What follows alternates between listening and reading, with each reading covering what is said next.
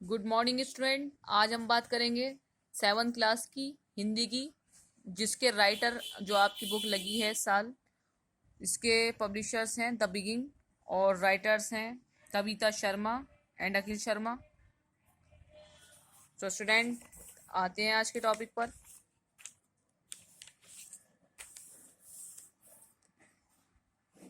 ये विषय सूची दे रखी है। पहला चैप्टर भारत जननी। टोटल 26 चैप्टर हैं इसमें।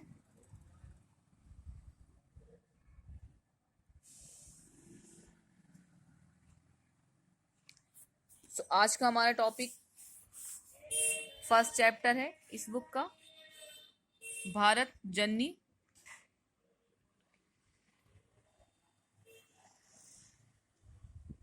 भारत जननी महादेवी वर्मा ने लिखी है और इसमें देश का, भारत देश का बहुत ही सुंदर तरीके से चित्र प्रस्तुत किया गया है। इसका पहला पैरा देखते हैं।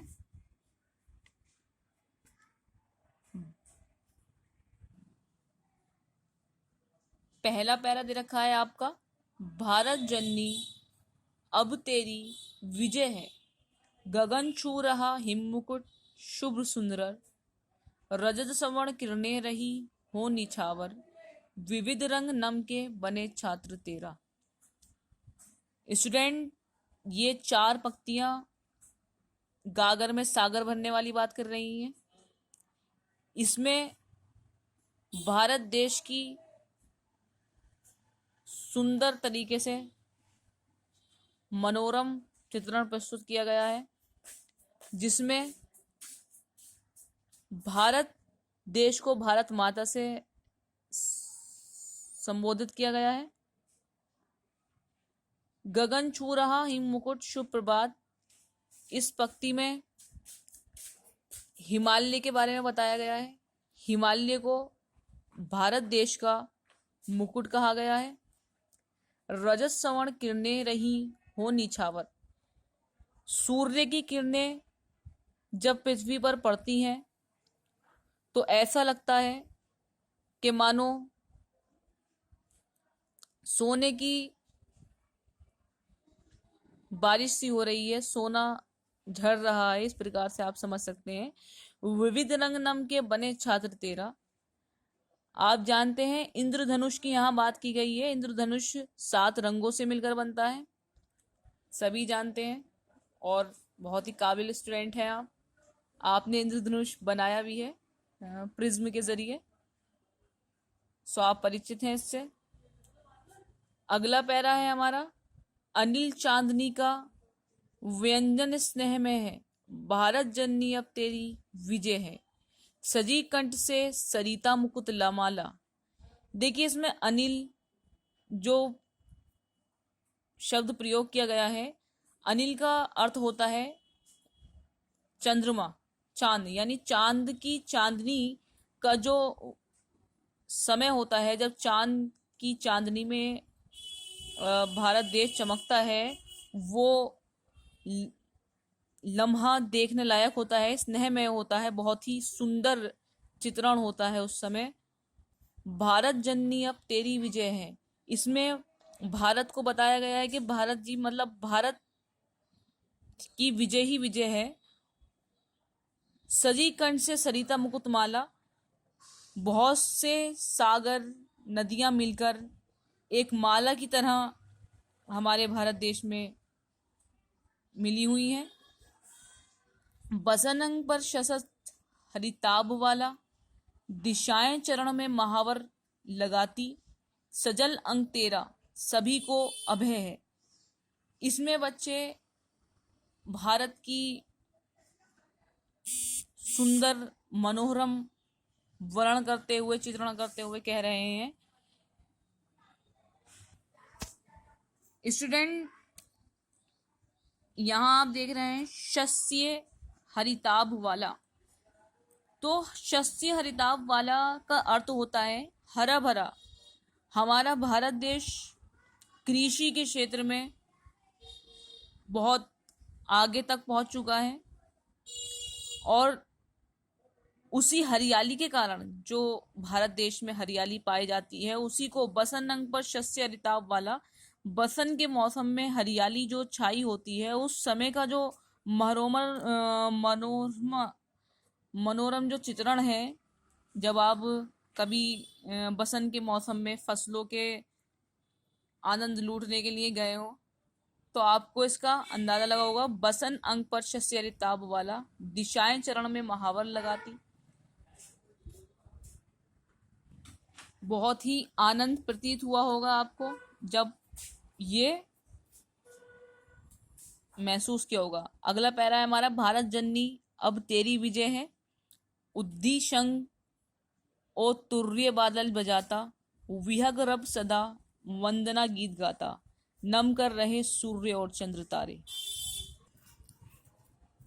स्टूडेंट, इसमें जो ये वर्ड दे रखा है, उद्दी शंख, उद्दी समुद्र को कहते हैं, समुद्र शंख बजाता और तुर्य बादल बजाता। तुर्य एक प्रकार का वीणा वाग है, बादल एक तरह से आप समझ सकते हैं कि म्यूजिक यंत्र, और उद्दित शंख यानी जो शंख बजाया जाता है मंदिर वगैरह में, उसकी बात की गई है। तो समुद्र इस प्रकार से बहता है जैसे कि वो शंख बजा रहा हो, और बादल एक वीणावाद यानी कि एक तरीके का गीत सा उत्पन्न करता है, एक वाग सा उत्पन्न करता है। विहग रब सदा वंदना गीत गाता, नम करे सूर्य और चंद्र तारे, यानी सूर्य और चंद्र तारे भी इसको नमन करते हैं। सृजनहास में कोप में प्रलय है, सदा वत्सला अब तेरी विजय है, भारत जननी अब तेरी विजय है। अंत में इन्होंने भारत की विजय पर बताया है कि इतना महादेवी वर्मा ने इस कविता में भारत के में उपस्थित सभी समुद्र, हिमालय और बाकी प्राकृतिक चीज़ों का बहुत ही सुंदर वर्णन किया है। अब स्टूडेंट, आपकी ये कविता पूरी हो गई है और अब इसके क्वेश्चन आंसर देख लेते हैं। स्टूडेंट, इसके सबसे पहले ऑब्जेक्टिव टाइप क्वेश्चन दे रखे हैं, जिसमें पहला सवाल है आपका, भारत डैश अब तेरी विजय है। इस फिल इन द ब्लैंक्स में क्या आना है? बार बार इस बात का, इस प्रकृति का प्रयोग किया गया है और चैप्टर का नाम भी है भारत जननी, तो इसमें इसका उत्तर होगा जननी। भारत जननी अब तेरी विजय है। नेक्स्ट है हमारा, छू रहा हिम मुकुट शुभ्र सुंदर। इसमें जो हिमालय को छू रहा है वो गगन छू रहा है। गगन छू रहा हिम मुकुट शुभ सुंदर, इस कविता की दूसरी ही लाइन में हमने देखा था गगन, तो इसका उत्तर होगा गगन। अगला सवाल है, सजी कंठ में मुकुट माला। तो जो माला सी पिरोई गई है, या माला जो संबोधित किया गया है जिस शब्द को, वो सरिता से है, नदियों से, तो इसका आंसर सरिता हो जाएगा। अगला क्वेश्चन है, नभ कर रहे और चंद्र तारे। भारत माता को जो नमन कर रहे हैं वो सूर्य, चंद्रमा और तारे मिलकर कर रहे हैं, इसलिए इसका आंसर सूर्य हो जाएगा। अगला हमारा क्वेश्चन है, रिक्त स्थान की पूर्ति कीजिए। इसमें उद्दी शंख बादल बजाता और बीच में फिल इन द ब्लैंक्स दे रखी है। ये वाक्य हमने कविता से पूरे करने हैं। ओ तुर्य, ओ तुर्य यानी कि एक तरीके का एक प्रकार का वाग है जो कि वीणा उत्पन्न करता है। विहग रब सदा वंदा गीता, गीत गाता, वंदना गीत गाता, इसमें विहग रब भर देना है। या आप यहाँ से देख सकते हैं आसानी से। नमन कर रहे, अभी ये वाला पैरा ऊपर भी आया था पैराग्राफ में जो दे रखी थी लाइन, सूर्य और चंद्र तारे नमन करते हैं भारत माता को। सृजनहास में, कोप में, प्रलय, इसमें सृजनहास में। ठीक। अगला हमारा प्रश्न है, सही कथन के सामने सही और गलत कथन के सामने गलत का निशान लगाना है। सबसे पहला हमारा इसमें सही गलत में क्वेश्चन है, प्रस्तुत कविता सुभद्रा कुमारी चौहान की रचना है। हमने सबसे पहले ही बताया था आपको कि इस कविता को महादेवी वर्मा ने लिखा है, तो इसके आगे जो चिन्ह लगाएंगे आप वो गलत, रॉन्ग। सुभद्रा कुमारी चौहान की है ये, इसलिए इसमें सही आएगा या गलत? गलत आएगा, क्योंकि ये सुभद्रा कुमारी चौहान की नहीं है, महादेवी वर्मा की लिखी गई कृति है। नेक्स्ट क्वेश्चन है आपका, इस रचना में भारत भूमि का जयगान किया गया है। बिल्कुल सही है, इसमें सही आ जाएगा।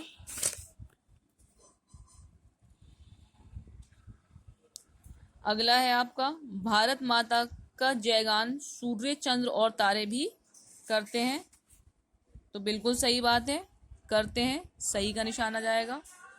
अगला हमारा प्रश्न है, भारत भूमि सस्यमाला नहीं है, तो गलत है अभी बताया है पैराग्राफ में। प्रस्तुत कविता में देशभक्तों को आह्वान किया गया है, इसमें भी सही होगा। अगला हमारा क्वेश्चन है प्रश्नोत्तर, जिसमें पहला प्रश्न है, माँ के अंग पर किस प्रकार का वस्त्र सुशोभित हो रहा है। यहाँ माँ से मतलब भारत माता से है, तो भारत माता को बहुत से रंगों का वस्त्र सुशोभित कर रहा है, जैसे कि हमने पीछे पढ़ा था, छत्र, विविध रंग का छत्र सुशोभित करता है। नेक्स्ट क्वेश्चन है, भारत जननी अब तेरी विजय है कि कई बार आवृत्ति से कविता में सौंदर्य आ गया है।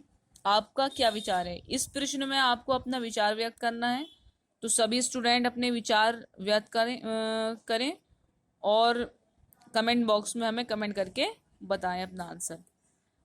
नेक्स्ट क्वेश्चन है, प्रकृति किन किन रूपों में भारत माता के प्रति अपना आदर व्यक्त कर रही है। तो गगन हिमालय को छूकर भारत माता के प्रति अपना आदर व्यक्त करता है। चंद्रमा चांदनी को बिखेर कर, सूर्य अपनी किरणों को रजत किरणों को बिखेर कर भारत माता का आदर व्यक्त कर रहे हैं। यानी प्राकृतिक में जितनी भी चीजें हैं वो किसी न किसी रूप में भारत माता का आदर व्यक्त करती है, चाहे उसमें नदियां हो, समुद्र हो, सागर हो, हिमालय हो या और कोई, जैसे सूर्य, चंद्रमा इत्यादि। सो स्टूडेंट, आपका ये फर्स्ट चैप्टर कंप्लीट हो गया है 7th क्लास का, और आप सभी को ये नोटबुक में नोट डाउन कर लेना है, और नोटबुक में करने के पश्चात उसका फोटो क्लिक कर अपने क्लास ग्रुप में सेंड करना है।